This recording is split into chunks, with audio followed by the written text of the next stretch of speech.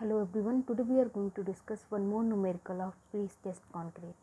Our question is find cable profile for a cantilever beam subjected to UDL W external such that the cable profile exactly balance the external loading.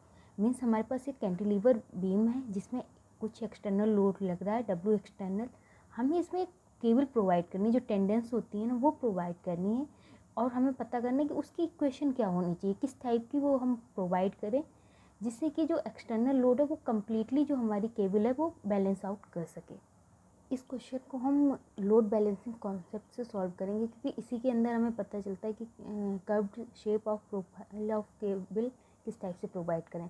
By providing bend tendon the tendons will exert an upward pressure on the concrete beam and will therefore counteract a part or whole of the external balancing load। इसी में आते हैं कि हम किस type से जो cable है वो प्रोवाइड करें जिससे जो एक्सटर्नल लोड है उसको बिल्कुल बैलेंस आउट कर सकें।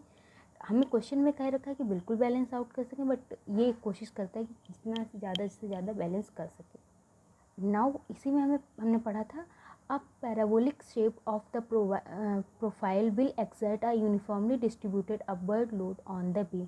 मीन्स अगर यूनिफॉर्मली डिस्ट्रीब्यूटेड लोड है तो उस टाइम हम जो केबल प्रोवाइड करते हैं वो पैराबोलिक शेप में होती है।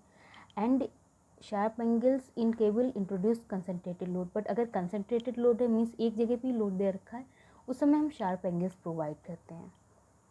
इसको हम बेंडिंग मोमेंट डायग्राम से भी रिलेट कर सकते हैं। हमें पता है यूडीएल में जो बेंडिंग मोमेंट डायग्राम होता है वो पैराबोलिक होता है एंड जो कंसनट्रेटेड लोड में जो बेंडिंग मोमेंट डायग्राम होते हैं वो कुछ इस टाइप से शार्प एंगल से होते हैं।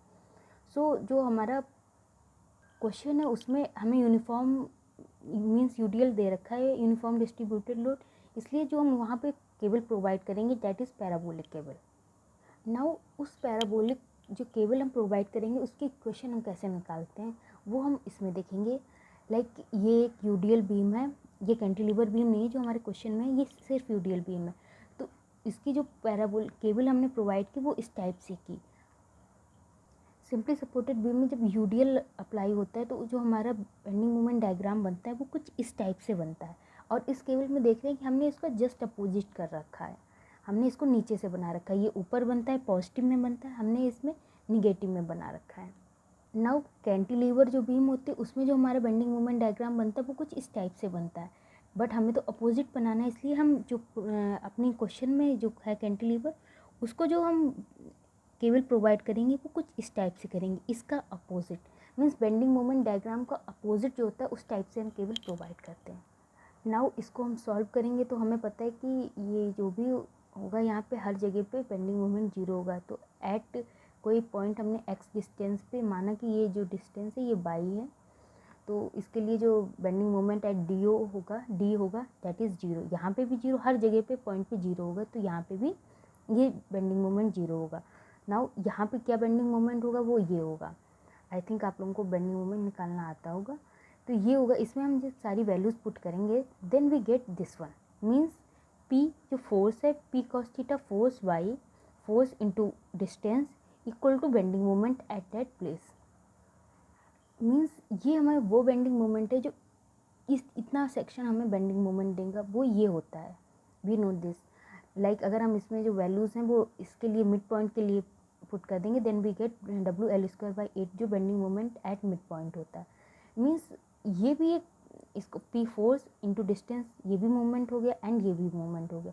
तो ये हमें याद रखना, हम अपने क्वेश्चन में यही करेंगे कि इस मोमेंट को जो फोर्स लग रहा है एंड डिस्टेंस इसको हम इक्वल करेंगे इस वाले मोमेंट के।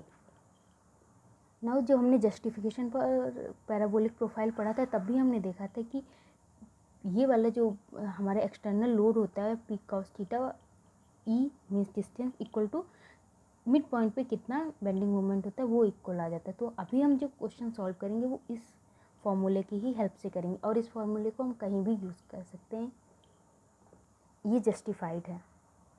नाउ ये हमारी बीम है, कैंटिलीवर बीम है, इसका जो बेंडिंग मोमेंट डायग्राम होगा वो तो नीचे से होगा, बट हम जब केबल प्रोवाइड करते हैं तो इसका अपोजिट करते हैं। मीन्स ये ऐसे नीचे से होना चाहिए, हम केबल बट ऐसे प्रोवाइड करेंगे। नाउ हमें अब फाइंड करनी है इस केबल की इक्वेशन। हमें ये पता है ये पैराबोलिक है बट इसकी इक्वेशन फाइंड करनी है। As the bending moment diagram due to cantilever beam will be parabolic, हमें पता है पैराबोलिक होता है इसलिए यहाँ पे भी हमने पैराबोलिक लिया है। Hence we will choose the cable profile also as parabolic, इसलिए हमने यहाँ पे पैराबोलिक केबल प्रोफाइल चूज़ की है। The eccentricity provided by the profile should produce moment which is equal but opposite to the external moment, ये भी हम पढ़ के आए हैं, अभी हमने देखा था। मीन्स जो eccentricity प्रोवाइड की गई है उसकी वजह से जो मोमेंट प्रोड्यूस होगा वो एक्सटर्नल लोड, मीन्स जो ये P एक्सटर्नल लोड है इसमें जो प्रोड्यूस की जाएगी एक्सटर्नल मोमेंट उसके इक्वल होगा। So bending moment due to prestressing force P by P and कोई डिस्टेंस बाई हमने मान ली है, P into by equal to क्या होगा, इस पॉइंट पे जो हमारा मोमेंट होगा that is W(x²) by 2।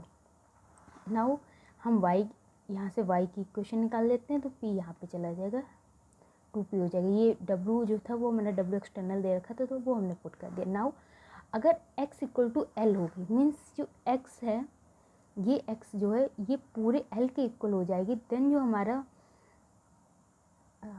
y की डिस्टेंस है y है वो e के इक्वल हो जाता है, मीन्स एसेंट्रिकसिटी के इक्वल हो जाता है। Means at x equal to L हम इसमें y की जगह e पुट कर देंगे एंड x की जगह L रख देंगे, we get this equation. Now from 1 and 2 equation 1 2 को जब हम डिवाइड करेंगे वी गेट दिस वन, यहाँ से हम y इक्वल टू E(x²/L²) निकालेंगे, ये हमारी रिक्वायर्ड पैराबोलिक इक्वेशन हो जाएगी।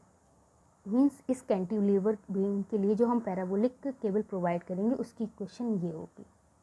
नाउ एक बार हम समरी देख लेते हैं। हमें एक कैंटिलीवर बीम दे रखी थी, उसमें हमें एक केबल प्रोवाइड करनी थी, तो हमें पता है कैंटिलीवर बीम जब यूडियल केस होता है तो पैराबोलिक प्रोवाइड की जाती है, तो हमने पैराबोलिक केबल प्रोवाइड कर दी। नाउ हमें ये भी पता है कि जो the eccentricity provided by the cable profile should produce moment which is equal but opposite to the external point, तो हमें पता था Py इक्वल टू उस जगह पे जितना मोमेंट होगा, उससे हमने दो इक्वेशंस बना ली, एक Py के लिए और एक E के लिए जो एसेंट्रिसिटी थी, एंड उससे हमें इक्वेशन मिल गई। Thank you.